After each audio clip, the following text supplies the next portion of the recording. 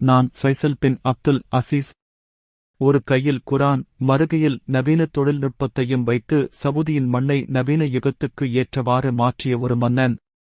மதரசாக்களில் தொடங்கி பல்கலைக்கழகங்களில் முடியும் ஒரு கல்வி முறை உண்டாக்கினேன். மதீனா இஸ்லாமிய பல்கலைக்கழகத்தை 1961 உலகின் முன்னணி இஸ்லாமிய ஆய்வு மையமாக உருவாக்கினேன். மவ்லானா மோதூதியை அழைத்து பாடத்திட்டங்களை வடிவமைக்கச் செய்தேன். இங்கு ஆப்பிரிக்காவிலிருந்து ஆசியா வரை உள்ள முஸ்லிம் இளைஞர்கள் படிக்க வேண்டும் என்பதே எனது ஆசை.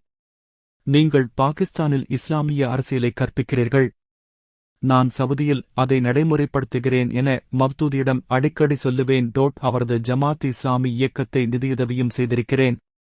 ஆனால் என் நாடு வஹாபி மரபை பின்பற்றுவதால் அவரது சில கொள்கைகளுடன் ஏற்பட்ட முரண்பாடுகளையும் தீர்த்தேன்.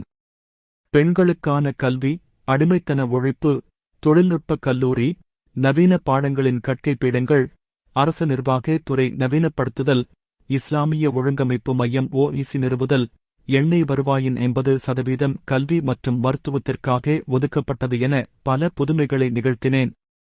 ஐக்கிய அமெரிக்கா, இஸ்ரேலுக்கு உதவுவதன் விலையை இப்போது அறிவீர்கள் எனக் கூறி அரபு நாடுகளை ஒன்றுபடுத்தி வரலாறு காணாத பொருளாதாரப் போரை நடத்தினேன்.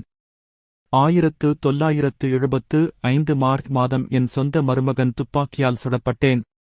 இன்று மதீனா பல்கலைக்கழகம் 80,000 மாணவர்களுக்கு பயிற்சி அளிக்கிறது. ராஜா ஐசல் அறக்கட்டளை உலகம் முழுவதும் இஸ்லாமிய திட்டங்களை ஆதரிக்கிறது. என் இறுதி செய்தி, சவுதி மக்களே, நாம் இப்போது ஒரு செல்வ நாடு. ஆனால் இந்த செல்வம் அல்லாஹ்விடமிருந்து வரும் ஒரு சோதனை. அதை சரியாக பயன்படுத்துங்கள் என்பதுதான்.